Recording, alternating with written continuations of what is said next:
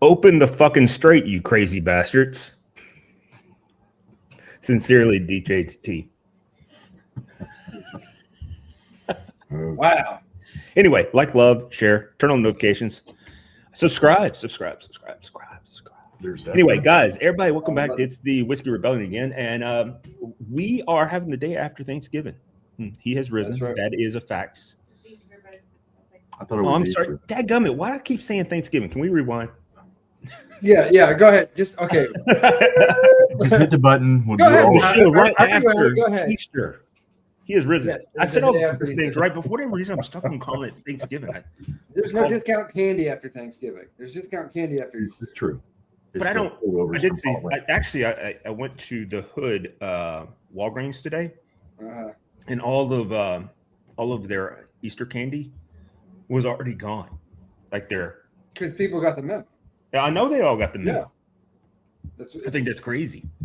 But anyway, guys, everybody, welcome to the show, man. It's good seeing everybody. Hopefully, everybody had a wonderful Easter. See, I did it right this time. There you go. And and had some good fellowship, good family. I did find out something new this weekend that I did not know. I didn't know there was traditional food that should be served on Easter. I didn't know that was a thing. So what's the traditional food? I don't really know. I just heard like some of it might be ham, stuff like that. Well, yeah. I don't know. Yeah. We've always done ham. So. Because you're it's Catholic, traditional thing. and so depending on how I guess stringent you are with yourself, it goes from like no meat on Fridays to like no meat whatsoever during everything. Yeah, basically. And then so like it's time to chow down and eat some meat, like when when Easter happens. That's so. And I did eat meat on Friday. I had fish on Friday. There you go. So anyway, but I'm not. I don't think I'm no longer Catholic. Right, but tradition. Yeah. You don't have to be Catholic. Historically, rather. Yeah. I'm not against it. It's just that I have a whole problem with the whole thing of that you can only be saved by confessional. I think that's good. I think you should do that. But what I'm saying is like, how do you, in those circumstances when someone may be having some type of mental issue or something like that, and they do something to harm themselves, or what if you, I don't know, just stole some gum at a store and you get in a car wreck or whatever it might be, right? Are you going to be in eternal damnation because of you didn't get the chance of asking for forgiveness? And I just believe God has a little bit more grace than that. At least I hope so. Yeah. That's some interpretations of Catholicism in terms of like the recency of your last sin versus being absolved of it. And if there was anything that happened, that's kind of like the motivation behind like last rites and all that stuff. Yeah. But but you always, in the last rites, no one actually says any confessionals. It's just giving your last rites to you. No. Mm-hmm. And most of the people that have their last rites read to them are, in hospice and are unable to even speak. Generally speaking, yeah. Or often enough. Unless they're like, on death row or something, they may speak then. Well, they'll come through in a hospital, even if it's, someone's maybe looking like they're circling the drain, for lack of a better term there. Wow, then that was a good analogy, circling the drain. You've not heard that before? I've never heard that. Today's the first day. I have heard that so many times in my life regarding people that I've known who were getting ready to pass, or people just. I was also married to a funeral director, so we hear these terms. So yeah, like circling the drain is one for someone. They're basically in hospice. It is a matter of when, and when is not very long now, whether or not you're talking about 3 days or a week or 2 weeks or whatever. Like that's. What if you've got to put Drano in the drain? It's just backing up. That's more like you're making sure something goes down the drain. That's more akin to like. That's more like the pillow over the head. Oh, okay. That would be sure I connect all these analogies. Of that, I think that's very good, very good. Anyway, so I don't know what pairs well with candy. I'm not a big fan of candy. I do love like so like chocolate. Never mind the sugar. It's all sugar, but never mind like the colorful like sugar shit, like the actual like a chocolate, like an Easter bunny. If you're gonna drink, and this wasn't even a particularly serious question, but like if I'm knocking down some leftover like Easter chocolate and I wanted to pair it with a drink, what would I grab? I would grab something toasted probably. Yeah. to be honest with you. 'Cause that way to be that almost like a s'mores taste. Yeah. So that's what I would go with. Dark chocolate Reese's. Dark chocolate Reese's and something toasted apparently. And something toasted. All right. Yeah. Does Michelle feel the same way about that? That's what I was just told. Oh, no. So No, but you interjected the toasted. She mentioned the Reese's. right, because she went. What like whiskey that. would she drink? Like I'm she sure- made a yummy sound. Okay. Yeah. I would still go with that. Yeah, she would absolutely. That's what she just said. She would still go with that. That's what she would go with. Cool. Yeah, the toasted. I just think they would give that s'mores taste, a little bit of a s'mores, kind of like follow up through it. See, I was going to go somewhere different. Like, I like Peeps. I don't know why. And for me, what I would do is make an adult hot chocolate with a little bit of bourbon in it, but a lot of Kahlua in it, or maybe some And then bourbon cream. Peep. And then make Yeah. it like that, and then put the Peep inside the mug and let it melt, and it's the marshmallow and the candy and all that. That's the way I would do it, but which would be good too. But right now I'm thinking of dark chocolate and toasted. Yeah. By the way, that's what I'm drinking tonight is Elijah Craig Toasted Barrel Nice. Good stuff. right here. So, Good shit. and that just happened to be coincidence. There was no rhyme or reason. So, Cool. what about you there, Mr. Pours? I am drinking a little Navy Yard. Yeah, that's the one. That's the one you got, barrel right? proof. Probably, but I guess you get back, which is fine. Well, I didn't. 'cause I mean, won't drink it was. I know you're offloading the. Yeah, it's okay. Yeah, I was But offloading. no, it's a good bottle of rum. This is. It is. It is a very solid the bottle. barrel proof. I guess it's an American brand. I'm trying to remember where this is sourced from originally, but I'm not going to bother you with the story. I'm not going to sit there. and You know, read it. rum would go good with chocolate too because you'd have a really upfront sweetness with it. Well, I was telling you about that Hawaiian rum I have that I can't remember what it's called, like Hana or something like that. Mhm. And it's called like Agricole or something like that. And when I was drinking it neat, it tasted not great and smelled horrible. When I dropped a big block of ice in there, Mhm. I was like, it tastes like a dark chocolate mousse dessert. I was like, this is Dark chocolate mousse dessert. That would be nice. Yeah, it actually had a really nice. I was like, holy shit, this became delicious all of a sudden. Before it was like barely tolerable. It smelled just straight up bad. But like all that went away when I dropped the ice cube in it. But anyway, I could definitely do a rum with like leftover chocolate. Probably not like jelly beans or anything like that. But I would probably do a rum. If you're gonna have jelly beans, you might as well go with what's that green bottle of stuff called that's tastes like licorice. Absinthe? No, well that you could do that too, but that's vodka. I'm talking about that bottle of No, absinthe is absinthe. Okay, yeah, you're right. I'm talking about the green Dude. bottle that tastes. What? You're talking Oh, you think of Jaeger. Jaeger, Oh, yeah, Jaeger. Jaeger, yeah. Ooh. Yeah, I was thinking. I will tell you this though. magnitude I will massive tell you this. Jaeger. I was up snowboarding on Mount Baker, Washington, back in 1996-ish, maybe. Me and Greg Peel, Buddy Josky, and one other person. And it was the snowiest day that they had up there. It was also the snowiest year in Washington State's recorded history. But Mount Baker on that day became the snowiest place on Earth with 435 inches of snow on the base. Holy shit! Cool. All right, and I'll never forget that. But anyway, we're poor, we're in the military and stuff. We took a bottle of Jaeger up there with us. Sure it is. Oh my God, it was so good because it's so cold, and Yeah, because normally you want to serve it cold anyway. It does taste better chilled. Yeah. I mean, if you're gonna do it. yeah. We're doing it there. There you go. Oh, Daniel Jaeger. Barry. Daniel Barry. Yep. A little old fashioned. Nope. Boom. Good see. It's not a little. That's Thank you for guys. We did that Nope. last time, and we were. Yeah. I was already kind of drunk. So, but yeah. Little old So fashioned. Daniel Barry's his own guy. Oh, okay. Sorry Yeah. about that.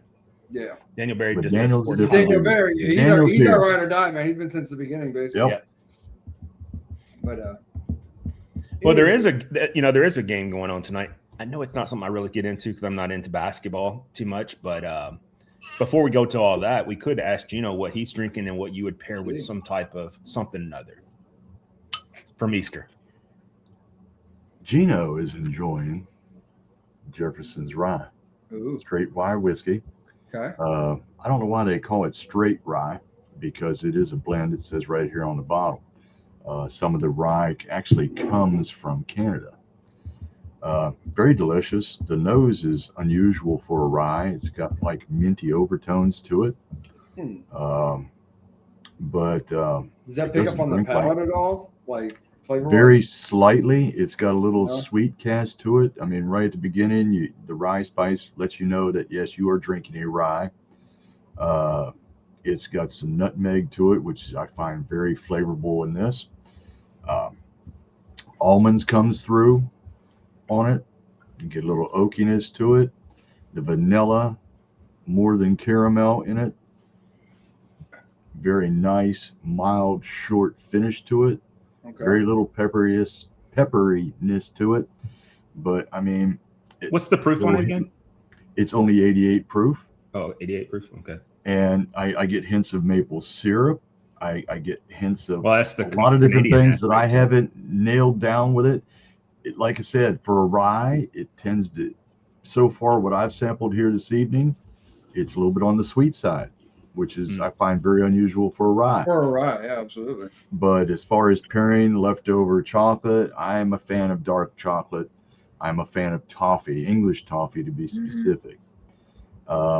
English toffee. If I was to go and pair something, it would be a rye, a nice, good, hot, spicy rye to counter the sweetness of the chocolate. Sweetness of the chocolate, I can get that. Yeah, I can see that. And that's where I would settle on that pairing. But yeah, my preferred like sweet or thing like that. Yeah, it's dark chocolate. So have you found? I don't get into the milk chocolate. I'm gonna follow up with a question there.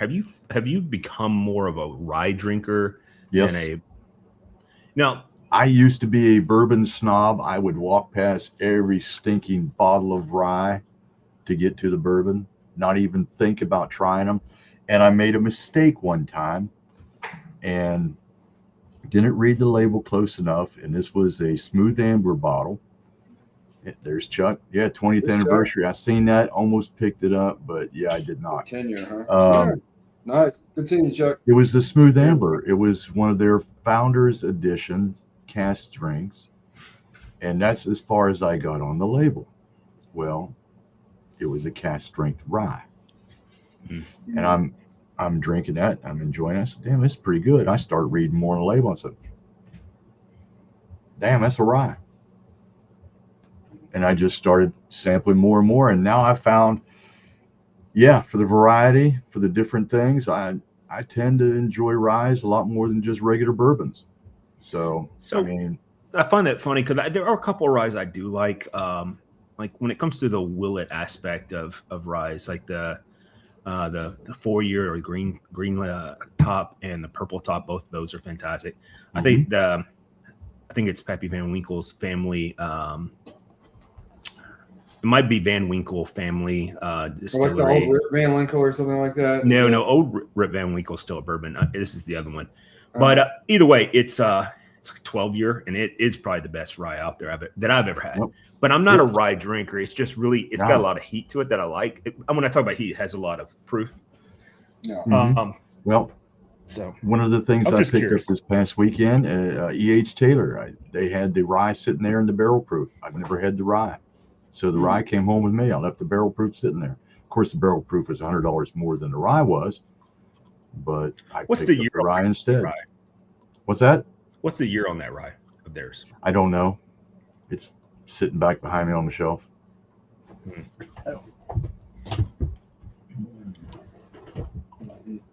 That brings up another question. I wonder if you can do bottle and bond of a rye. Yeah, that's what the label says. But then it has to be a minimum of 4-year. Yeah. Yep.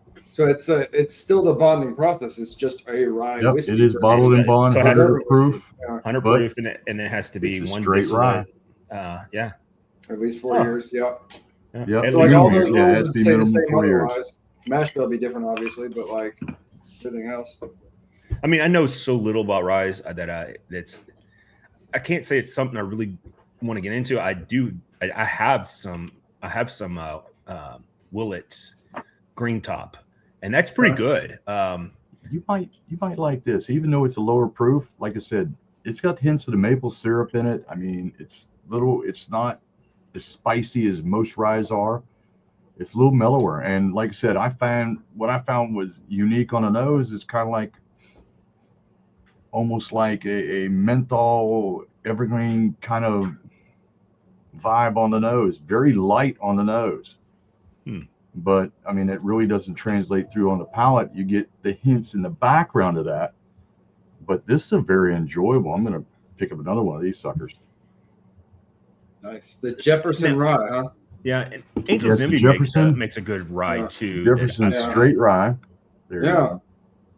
Yeah, because that's easy enough to find. Yeah, I mean, I find it very delicious. What was the price point on it for you? Where you got it? For me, it was $50. Okay, I think it was 49 and blah blah blah, and it was just right about $50. That's interesting. I did see the new labeling for Ode Charter today. The one that Chuck posted in the chat, the VIP. Man, I was like, yeah, I seen that, and I almost picked it up because I was like, I hadn't seen this version of it. The bottle looked pretty. You know, it's usually been yellow, and it, you know, it doesn't have that Charter oak. Yeah, Century oak.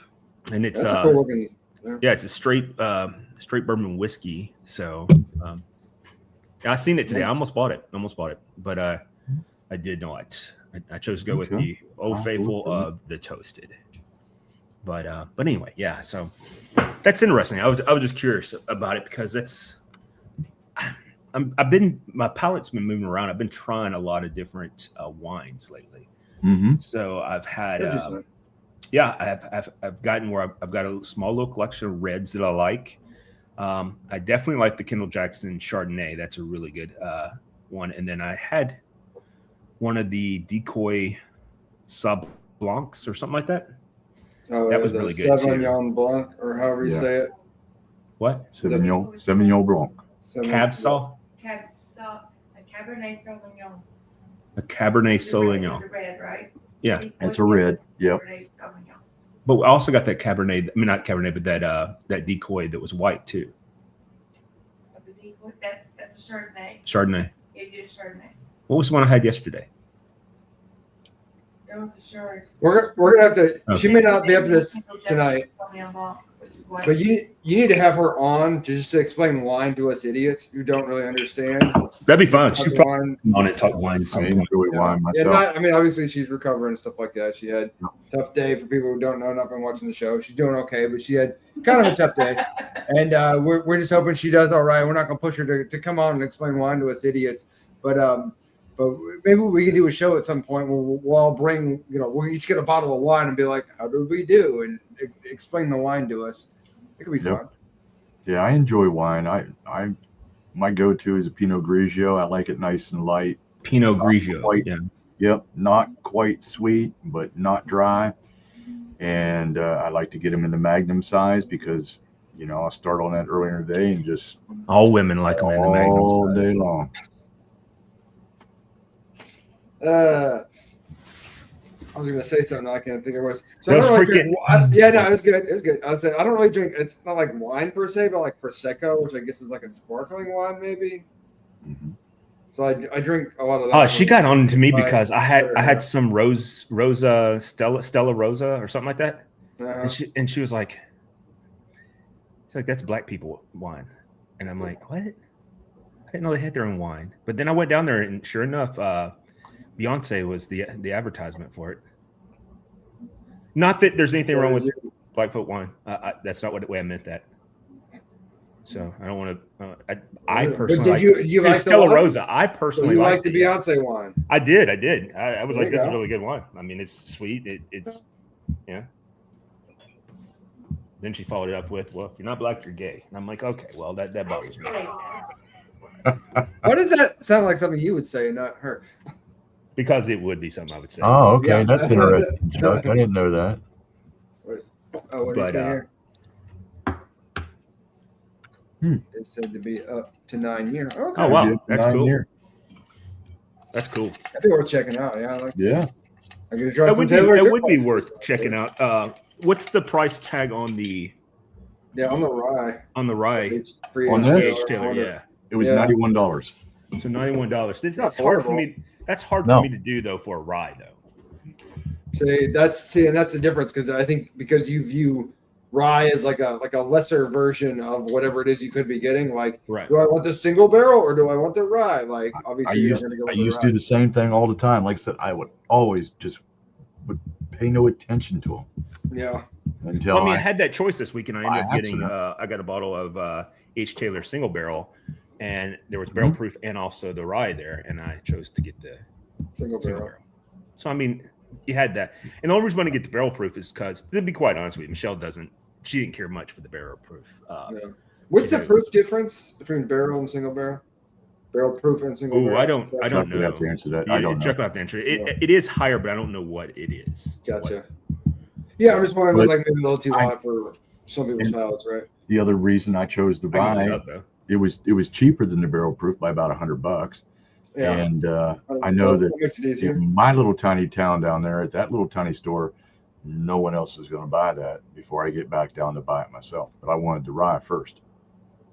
So you understand the ways of the trash panda, right? Like, so it's like, hey, look, no one else really cares about this. There's not a line out the door waiting for that appreciation bottle. Yeah, But no. guess what? I don't have to fight nobody, and I can just Barrel get a proof thing is that I like. 125.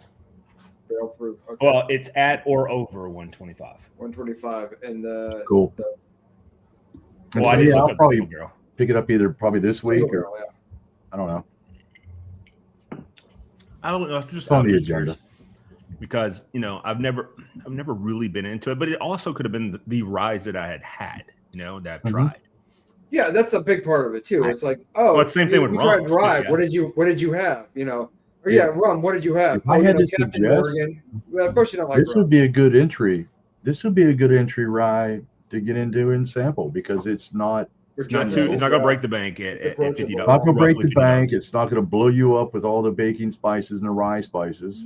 It's a little, to me, it's on the sweeter side, and it's got some very interesting notes that I don't find in a lot of other ryes. So I'm rather enjoying this one. I'm glad I picked it up to try, and I'm going to definitely get another bottle or two of this.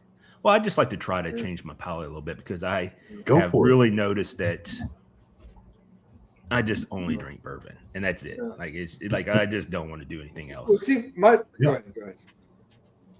Okay, No, well, I did the same thing for years, and it's like I made that mistake one time with that one bottle. And it's like, oh, okay. Well, let me see what else. Right. And it's just mushroom from that. Now I'll pick up the rye before I pick up the bourbons. Well, the reason why I asked you that is because over the last year, I've noticed that you really have more gravitated towards the ryes. Yep. Almost every show you're drinking a rye. Almost everything you post, you're drinking a rye. And I'm like, well, just most everything behind me. Yeah. Rye. Yeah. I do have some. Well, my Elijah Craig, that's a toasted rye sitting right there. I mean, it's so that would be a good one to probably try because I can't imagine the price point on that one being too high either. Is the toasted rye that would probably be pretty. It was good. right there, regular toasted barrel. It was the same thing. They were the same price. The toasted barrel was sitting right beside the toasted rye. I grabbed the toasted rye, but it was a toss up. I'll have to try that sometime. That does sound like something that would be at least interesting. Yeah. Mhm. So I can definitely see that.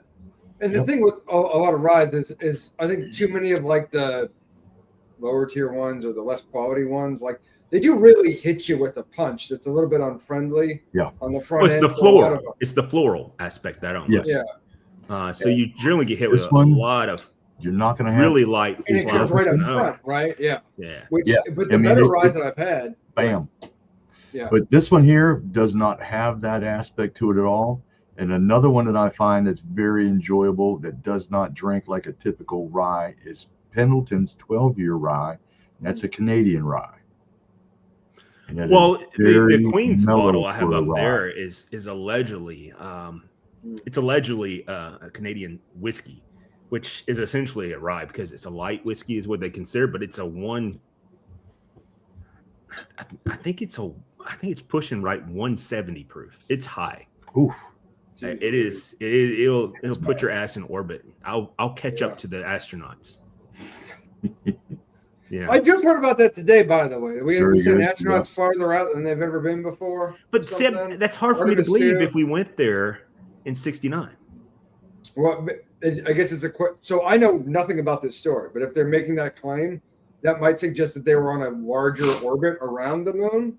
Which You'd still have to do the same. qualify. You'd had to do the same thing because you had to get the centrifugal force to launch yourself to break the moon's gravitational pull. And Sure, link but up with the Earth's the gravitation. ideal angle would change. I just based on what I have a position, hard right? time And what I have a hard time believing years is go the by Wright and things like brothers. that. It took them 12 years to fly. I'm sorry, it took them 3 years to fly 12 feet. All right, Yeah, and we landed a rocket, not a rocket, but this aluminum can on the moon in one try, and we decided to do it a bunch of times. And I'm just like, I mean, I don't want to get caught up in the conspiracy theories, but at the same time, I'm kind of like, maybe, like I'm personally a fan of the Stanley Kubrick explanation of that, where they got Stanley Kubrick to film the faking of the moon landing, but he was such a purist that he made him actually do it on the moon. Well, it's just like, I mean, there's a lot of things. Like, did they leave the guy on the moon that took the video of the person on the moon? I think they just set a camera there. Well, how'd they get Neil Armstrong, the first person to step on the moon? How'd they get his first steps on the moon with the camera outside the thing? Like, how'd you catch that? I just don't understand that. And like, by the way, that's technology. Hold on a second. With 1969 technology, that our cell phones have more technology than that entire spaceship had. Yep. Yeah. When the math is right, the math is right. Yeah, that's where I'm at. And then why they get rid of all that? And if you notice, the original pictures of Neil, the camera is very close to him. It's a camera that's attached to the lunar lander. No, I believe that part. That part may be real, but what I am still saying is we're making excuses for today's technology. In 1969. I don't make excuses like our shit. That's where I have a problem with it. Well, I just don't, what they're doing there, it's a totally different launch vehicle, orbiter. Everything's totally different than what. Yeah, and we took a Canuck with us this time too. Like, why are we doing that? What's that? I thought you liked Canuck.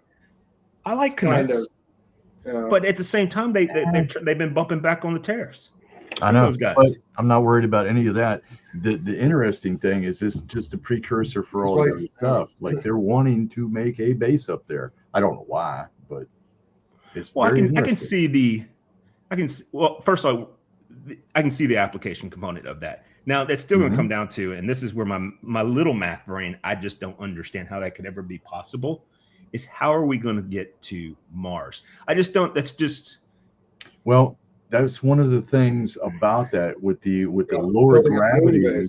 You still though gotta have some type of place to get fuel along the way. Yep. Because there's just not enough. You can't break Earth's gravitational pull. I mean, they're already halfway there at the moon. Right. There is so much less. And I agree with you. Like everything else, it's like they keep supplying. Well, it's like they keep the supplies for the International Space Station. Send the shit up.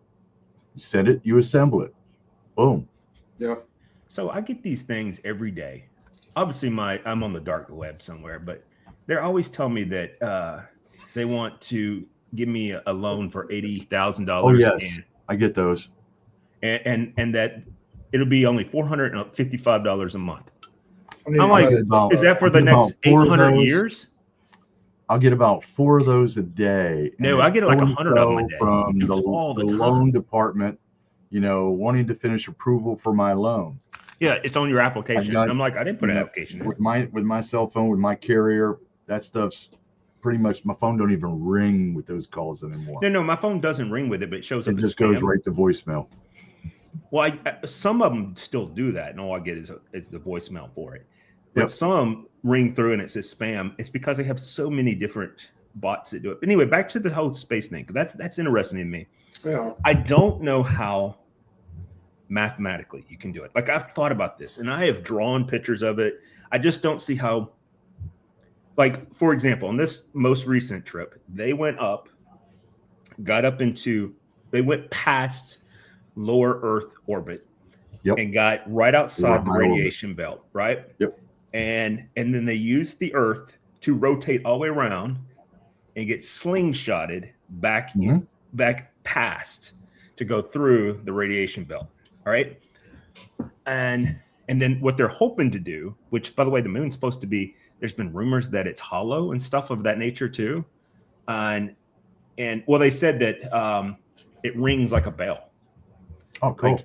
Like when they were hitting on it, it would ring through. The seismic aspects would ring through the entire, like when they were punching in the like the flag or whatever they were doing, it would ring through and constantly ring through like almost like an earthquake. They had seismic. Is that a consequence of interacting with the ground, or from just sort of the general like minimal / lack of atmosphere? That's what I was going to suggest. Like, see, I don't see how lack of atmosphere would have reverberation aspects that would go through the core, or not the core, but through the body itself, the mass. I guess question is whether because there's no atmosphere. There's no atmosphere. It's a curiosity. I don't know. Those shock waves. Yeah, but that means that those shock waves should go out. That's right. If you're going to go out right. What I'm saying is they would go out, so that would make them less. Why would it make the core be picked up? It's going to go through everything. It's going to go all the way, not just in one direction. It's going to go all the way around. There is no path of least resistance. It's all because there is no atmospheric pressures.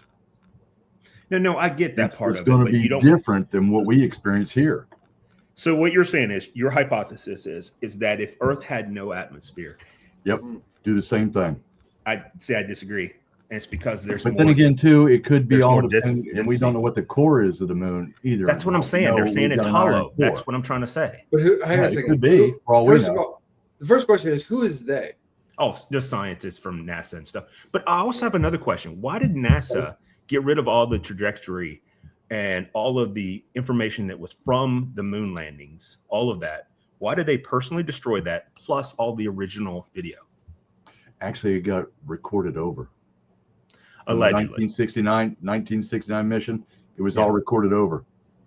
Yeah, and all of it allegedly was. Plus, they got rid of all the mathematical equations for it, too. It was either CBS or NBC. They went to one of those networks and got their footage, and that's what they use as their stock footage nowadays for that. Well, no, actually what they did, I mean, that's probably true, but how it came out was when they were doing the movie Apollo 13 or whatever it was, Ron Howard, that he wanted to get the original one so he could put it into the movie. They found out, we don't have any of that. And they're like, can we get some of the mathematical equations, trajectory lines? And then it found out, no, we destroyed all that. Why? Like, first of all, E equals MC squared. No one ever gets rid of that. Why would you get rid of this? It just doesn't make sense. If you think about it, you just did something no one else did. But what are you going to do? You record over top of the tape. No. I get that part. That part's stupid. But I can make an argument with part of that because they're using 8-inch reels. On the desk and somebody just, Yeah, but they're using 8-inch reel. I get that, and the reason why I say I get that because I was analog reel recording is any of it you do now you're recording over somebody else's work, right? They're going to take magnets, they're going to strip it, and then boom, you're going to re-record over top of it, which is kind of the old analog system is what they had then. My bigger question is, you're telling me we couldn't watch TV from continent to continent in 1969, but we can see video from the moon? Mm-hmm. That's go through all these radiation things. Plus, we had no real vehicles in low atmosphere during the time. So I guess it's a question of do we have the technological capacity for a thing versus do we have the infrastructure for that thing to be widely available? Right. No, we have the infrastructure for it today. No, but I'm saying in 1969 or whatever. No, I don't think we had it in 1969. That kind of tracks. When it comes to all these things, I can say I don't know. That is weird. That is an interesting question. But I always come back to functionally based theorem. Is it more likely that there's some grand conspiracy behind a thing versus there's just some aspect of this that we don't understand as lay people. And it was something the Telstar communications satellite. I've It heard was the one of name the first before. ones. It was one of the very first ones, and Okay. it was for communication. Uh-huh. You know when it was launched? Because I couldn't remember the exact date. It was launched in 1962. So they could do it. I mean, that was up there. Been up there for radio 7 years before they got to the moon. Yeah, but so I know there's a lot of the thing is, India's tried to go there. They've crashed twice trying to land it. And no, China has not made it to where they can get it to land on the moon. That's right. They can't even get a crash going on. Well, they need to stop using fucking their 20-something engineers who act like they fucking understand. That's a work gripe. Sorry. You got to remember too, when they break that down, what Neil Armstrong did to land the Eagle, he was on bingo fuel. He had like a couple more seconds and they had to abort, or they never had enough fuel to get off the surface. That brings up another thing too. Why? Because when they come down where they were coming why would down none of those guys never do an interview saying they landed on the moon? Huh? Let me ask this: do you have a supposition about that, or no? It's not that I have a supposition about it. What my thing is I'm just sitting here going, I become skeptical of it, and the reason why is because, and I didn't become that way until recently when I learned that they got rid of all the trajectory models to show how to do it mathematically, and I'm like, why would you do that? That doesn't make any sense. It's like having the patent for the iPhone and going, guess what, I'm gonna destroy it. Doesn't make sense, and that's the part that bothers me, is I just don't get it. What is their explanation?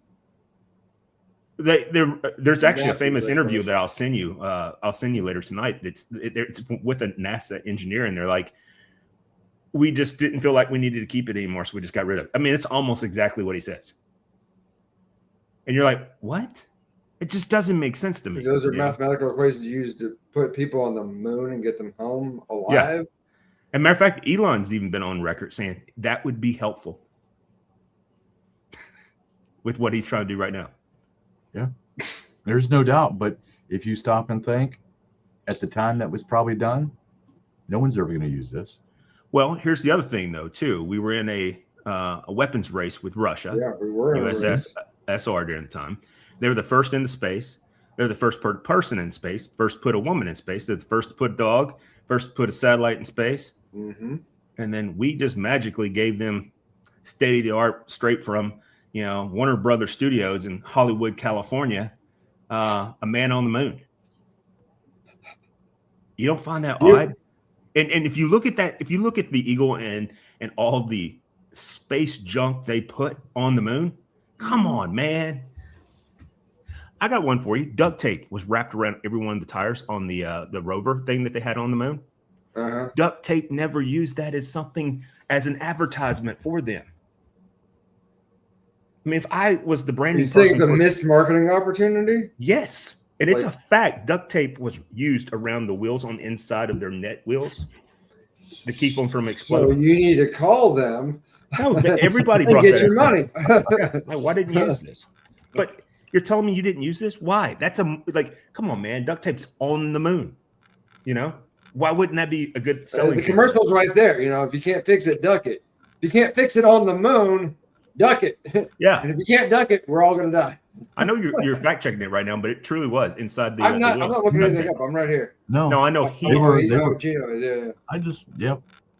And it was really not duct tape. They were like a chain mesh, is what it was. No, the chain mesh is on the outside. On the wheels on the inside is duct tape around each one of the inner tires to keep the pressure in, is what it was used for. Where are you getting all this from? Not the duct tape thing, but like the whole. Well, you see, I do fall asleep every night to random nonsense. Sometimes it's mathematical equations, and it takes me down this long thing. I know it sounds gross to everybody else, but I do like math. Okay, I know it's sick. No, math's cool. It might be perverted to some people, but at the end of the day, it's really cool. No, dude, right? I'm an engineer. Math is cool. So yeah, you know where I'm at with that. So I listen to stuff all the time, and then sometimes, because I have my YouTube on like autoplay to the next one, I'll wake up and next thing, that's how I got stuck on that whole thing with Dargon.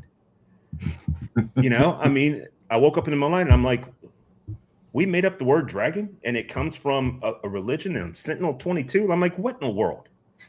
Like, that's a whole different story. And it's in the Bible. It's also in the book of Enoch. And I'm like, come on, man. Why are we not doing? Why does Ethiopia, the only place that's never been colonized by any colony or by any continent, any army, and it's also the place where the what is that thing called? The that chariot thing that's in the Temple of the Doom. Ark of the Covenant. Ark of the not Indiana Jones, Ark of the Covenant. But anyway, the why is it allegedly at this holy mosque in Ethiopia where there's the only person that's there is the you can all fact check this, but no. I know what you're talking about. It's a Somali like senior elected. He's voted to be in like person who watches this one place. Yep. Where there's been rumors that the Ark of the Covenant's there anyhow, but every one of them, they all hold that position. It's like being the Pope. You hold it till you die. All of them die blind. All of them. Every single one since 200 years ago. So what are they all doing that's making them go blind? They believe the Ark of the Covenant's there, and if you don't open the Ark or look at the Ark or touch the Ark in the wrong way, it's in the Bible, that it can cause you to have death or blindness immediately. Yep. Okay. Matter of fact, there's a battle that happened. Hang on a second. And this is not me fighting. This is me just listening to the totality of the circumstances. So, I was only answering what happened. It's cool. To me. That's all I was doing. Yeah. No, it's cool, dude. This is not a debate. But I'm asking, like, do we have other reasons to think the Ark specifically is at this one site in Ethiopia, or is it because of we do? So there's a lot of things that point to that. So in Revelations, in the last battles of Revelations, this is the Old Testament. There is a point where they had just got the Ark of the Covenant, and the Israelites were taking it into battle, and it was towards the peninsula of Egypt and Israel and all that. And they ended up taking it to the Temple of Dargon, which circles back to my whole thing. By the way, Temple of Dargon is in Ethiopia. So they think that's the site of the temple. There's rumors. There's speculation. And then, of course, all these monks or whatever go blind. And there's only one that watches it. It's not even guarded by like an army. It's guarded by a singular person. Yeah, the neat thing about going blind is the historical thing about it. Of all the treasures from Old Testament wise, they can track it all down, figure out where all that shit went, except one. Except for the Ark of the Covenant, yeah. And it disappeared right prior to the sacking of Jerusalem. And I don't understand why the Nazis, not to circle all around to modern times, but why the Nazis didn't just go to Ethiopia. The Italians tried to get their asses kicked. The Italians tried? Yeah, they tried to colonize Ethiopia. Yeah. I didn't know that, but all I'm saying is that's interesting to me, right? So I look at that. So you asked me earlier, how do I get down these little rabbit holes? I don't know. I fall asleep listening to something I find important and interesting. Next thing I know, I'm waking up and I'm like, are we from Sentinel 22? Is there giants on the earth? What's going on? Yeah. The thing is, and the thing that I will say, and I hope it is found charitable, that a lot of these sort of ideas, these theories or whatever, that they bring up interesting questions that people don't readily have answers to. And it makes you go, that is an interesting question. You know, I don't, and honestly, as a skeptical person, I don't necessarily believe the answers that is being supplied by, you know, whoever is going down, you know, the rabbit trail or whatever. But it is, regardless, a good question that maybe deserves an answer. Well, it's just like the whole thing with, like, you remember when they were doing the nuclear bomb testing and all this stuff? Why does those cameras never get destroyed? Everything around those cameras gets blown all to pieces. But where the camera's at, nobody, it doesn't even move them hardly at all. Because they're what? The leaded glass. They were encased. It doesn't matter. The force, it's not just the radiation. Mm-hmm. You would still have to have, there would still be some type of pressure that would hit that and make turbulence. Are they not mounted in a way that it doesn't matter. If you watch these buildings get blown away, And these cameras sitting there watching them. It looks like a giant wave just comes through and pushes everything over and blows it all up. And these cameras are like still good to go. Like, what are they mounted on? Well, sure. Here's as a thought exercise.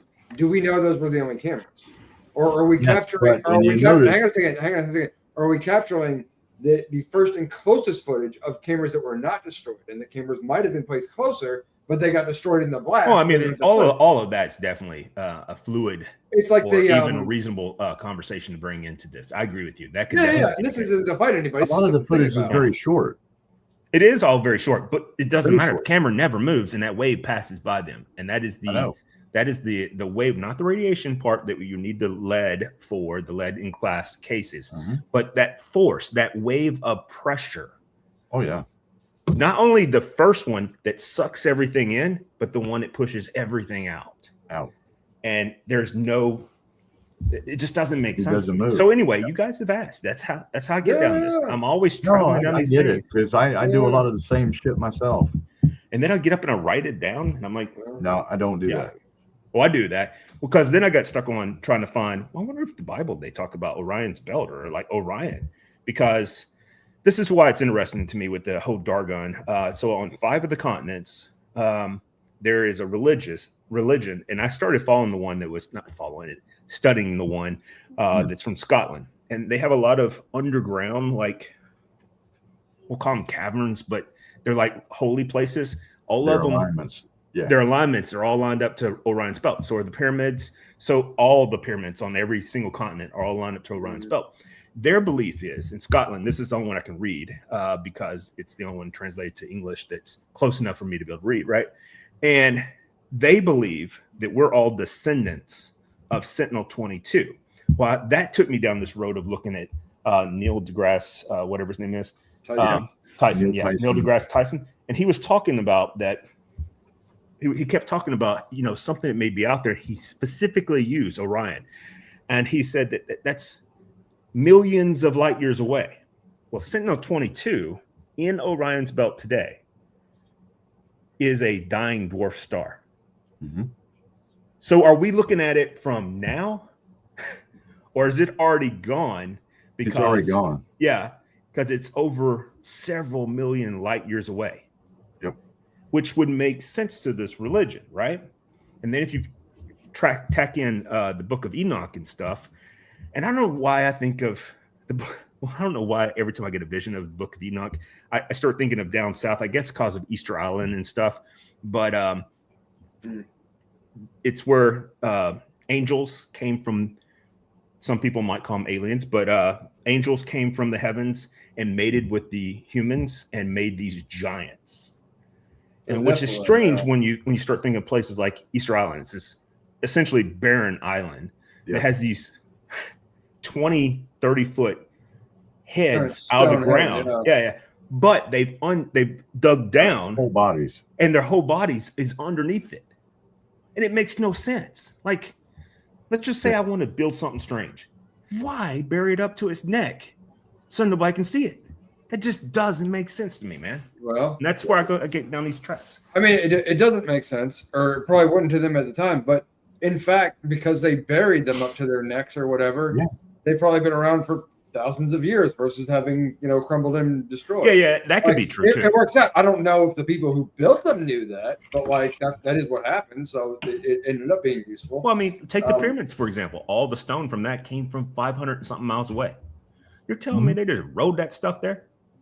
I mean, not easily. There's a lot of slave labor involved. I truly believe that we had at some point, what's it called? Something Dryer's higher Dryas theory. I think something like that. I truly think at one time we had a much more advanced world than we have today. Yes. You mean like Atlantis? I agree with you on that. Yeah, like Atlantis. Atlantis would be a good example too. One of the things Socrates, right? Not pyramids, and it is Socrates. Socrates and Plato write about that. Yeah. They brought that stuff up on barges up the Nile. They found the canals. Yeah, but some of those are 70,000 tons, man. I know. Think of the equipment that would move that today. One of the things they found, because they couldn't believe how they could set all those stones and pull them and move them as easy as what they do, Well, someone came up with a good idea. What if we made the sand wet? No, I've seen all that. And it slides. It slides just like it's on ice. It does not slide that well. It slides pretty damn good. Not 70,000 tons. Right on, and then you still have to get 70,000 tons to the top. Yes. Yep.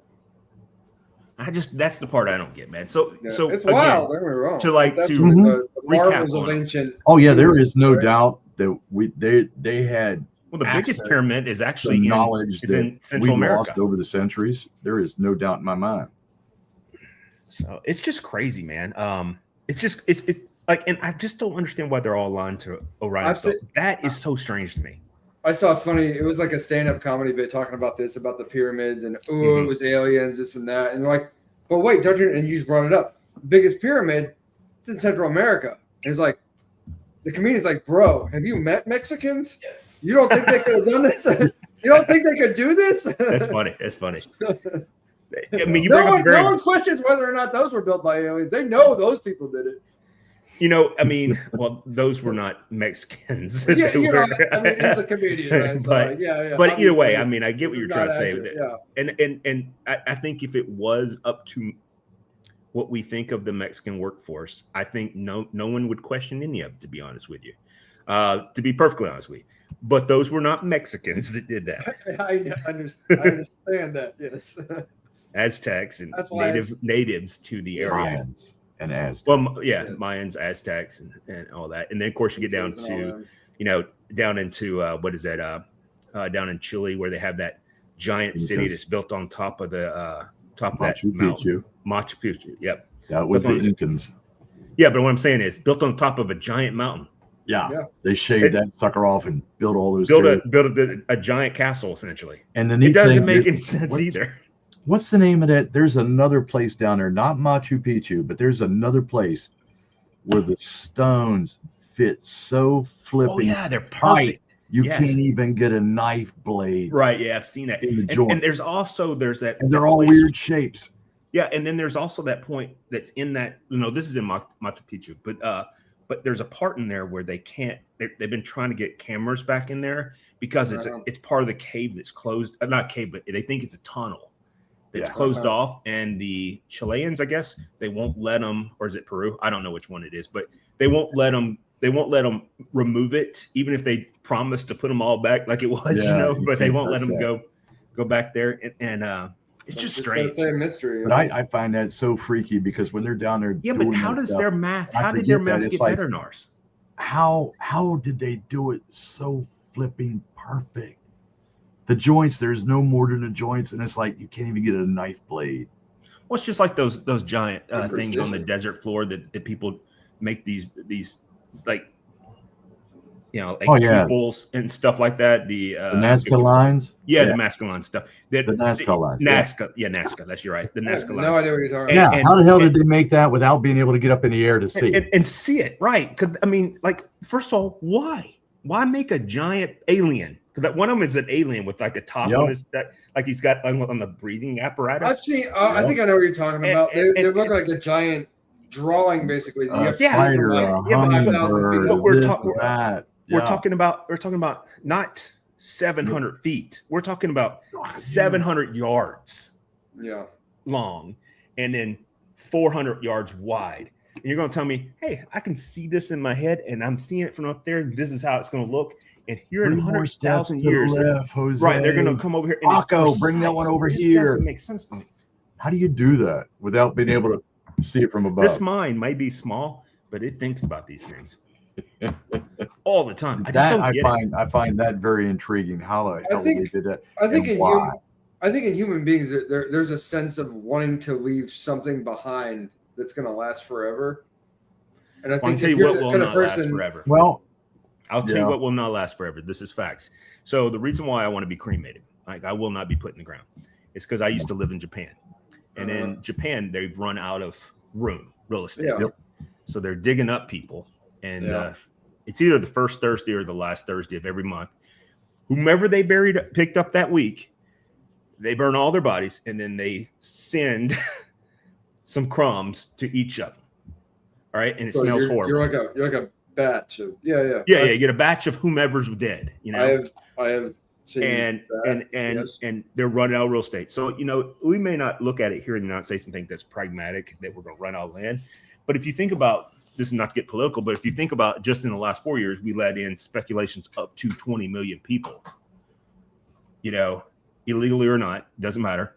How many more do we got let in to where we start losing land access? I mean, think about it in this perspective. Just in the time you and I have known each other, what has changed from Franklin to Spring Hill to Columbia? Californians. Oh, okay. Tell me I'm wrong. Go ahead. But my people, I agree with you. Yeah. I got 4 that live on my road, so I'm with you, and I'm one of them. So I got it. And I live out in the country, so I get it. You're right, California. We did it. But I was going to say is, you just look at the infrastructure and how much more congested it's come just here. Yeah. And then expand that out. I will say I am looking at and have been looking at real estate in the Middle Tennessee area since I've lived here, and I've been in the area more or less for 20 plus years. And I'm pretty sure it's not the border jumpers who are buying us out of house and home. No, I don't think that's the case. I think it's a lot of investors that are doing it. Yeah, I think it's the investment companies. And just the general affluence of the area, especially around Nashville and Franklin and things like that. And there's a bunch of factors, but it's so damn much. Hell, my own company, January 1st of 2025, 1,700 employees. Today we're at 4,400 or something like that. Wow. It is. I can't park at my own building where I work. I know to park you got in the towed. next building and fucking walk. Yeah, and I get towed if I don't park very carefully enough. So I get it, and I'm so sick of it. I was just curious what your thoughts were on it, because I mean no, it's cool. Again, I mean, dude, I'm gonna be honest with you. We talked up quite a bit of time on conspiracies with Jody. Yeah. One of the things that I like about it is there's not some kind of. There's no winning or losing. It's just a thing to have a conversation about. The things I used to like about philosophy when I engaged in it regularly is to you can turn over an idea, argue it, think about how you are arguing about an idea without necessarily being invested in being right at the end. It's oh, this implies that. Well, that's the whole purpose of philosophy. And I can turn it over in my head and figure out what is the actual most logical path forward. What's the most logical conclusion to draw without people who will either cheer you on or mock you based on the conclusion that you came to. Well, I think first of all, that's the definitional component of philosophy, is to spiritually think outside the narrative. So in this case, you have to look at the narrative of what's being pushed. Right, wrong, indifferent, political lines, blurry, not, it doesn't matter. And then look at the facts that you may have and go, okay, this is what it is, right? Yeah. This is what I'm thinking. So and I was just using a simple exercise of just myself, right? Of what I've experienced. Doesn't mean I'm right. Doesn't mean I'm wrong. It just means I'm questioning things going, wow, this is really ridiculous to me, right? And I just don't get it sometimes. I look at certain things and I'm like, this just doesn't make sense to me. And and of course, I'm really stuck on this whole Sentinel 22 right now. I just don't get that. The middle star in Orion's belt, which is when you look at it from the pyramids, the big pyramid in Egypt, it's even in down in Latin America, it's one, I forget which one it is, but it's the big pyramid there. It's all of them. It's the big pyramid. It's always 2 there. And if you go up to Scotland, they have these underground caverns that are religious places, and their only openings is 2 Sentinel 22. And it's just strange to me. What's yeah. I mean, we purposely change. Now I know words have meanings and words are constantly changing, but we purposely made the image of a dragon what we envision a dragon is now, and that subroot comes from Dargon. Which is Sentinel 22. That's where I was going with that. It's so strange to me. An animal that's never existed and has wings on it and shoots fire out of his mouth. All right. Yep. We chose that to represent Sentinel 22, which is a dying dwarf star that's millions of light years away. But it's part of That's Orion's belt. that's not And we there have a today. saint That's that mentioned kills the in last it's one. mentioned in Job. I think it's 30, 38, 34. It might be 34, 38, but it's mentioned in Job as well in the Bible. And I'm sitting here going, this is so strange to me. Why? So I know we're past time, but I am shit at astronomy. What's considered the North Star? Is that part of that, or is that something completely different? Polaris. Yeah, that's Polaris right. is the North It's Star. Thank you. So I was just getting ready to Yeah. Google search that. I was thinking Polaris, but I wasn't sure. But that I'm Polaris. sure- and what's Dawn funny Star. about it is there's also you can go down a rabbit hole in North Star too, Mhm. because Because it's it moves. technically it's not technically north. And It is it's off. Yeah, well, sort right. of, It's yeah. off centered. It's 5 It's degrees north off side. center And it to moves. north, Yeah. and it moves too. Yeah. So if you were to look at, there's a famous picture it's shot. I think it's shot in the Mojave Desert, but it's looking at Joshua. It is the Mojave Desert. Looking at Joshua Tree, and they're watching it northbound for 365 days, and you can see the tree move back and forth like this, and it's just light going like this, and it's crazy. Yep. But we wibble wobble, and that's what their articulation is. But technically, the star does move. It moves 3.5, 4 degrees all the time. Yeah. It's Yeah. doing it, and it's doing like a pinwheel too. It's like doing like that. Yeah. Yeah. Yeah, even north isn't. I don't know we're past time, but like when I was flying, like there's calculating true north versus magnetic north, and you had to Yep. know the difference between the two of them because the poles are not Yep. exactly aligned with. It's 5 degrees.